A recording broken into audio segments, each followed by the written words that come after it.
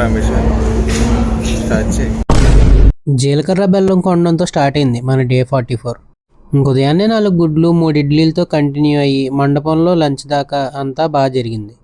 మన మండపం డెకరేషన్ అయితే అదరగొట్టేశారు. పెళ్లి కొడుకుని రిసీవ్ చేసుకోబోతున్న మన నిఖిల్ అన్న, పెళ్లి కూతురు ఫ్రెండ్స్. ఆల్రెడీ చెప్పే కదా, పెళ్లి కూతురు అన్నయ్యలు అంటే చాకరీ చేసేవాళ్ళే. మా కష్టం చూడలేక నిఖిల్ అన్న మాకు కూడా జ్యూస్ తీసి ఇచ్చాడు.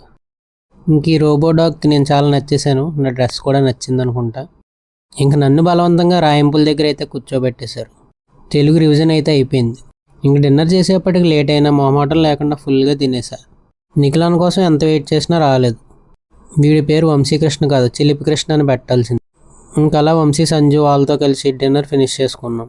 ఇంక నిఖిల్ అన్న ఛార్జింగ్ కష్టాల గురించి చెప్పక్కర్లేదు. ఛార్జింగ్ కోసం వాటర్ ప్లాంట్లో చొరబడిన నిఖిల్ అన్న జీలకర్ర బెల్లం పెట్టాక నిఖిల్ అన్న ఏదో స్పీచ్ ఇస్తా అన్నాడు. ఇప్పుడు చెప్పు, స్టార్ట్ చేయి. రమేష్ స్టార్ట్ చేయి. My friend Vamshi, my best friend Ramesh and his world. English అలా అంటే మర్చిపోయిన రా. ఇంకా అలా పొద్దున్న అయిపోయింది. ఇంక ఇవాళ ఇంటికైతే వెళ్తున్నా. మళ్ళీ రేపు సారీ ఇవాళే కలుద్దాంలే.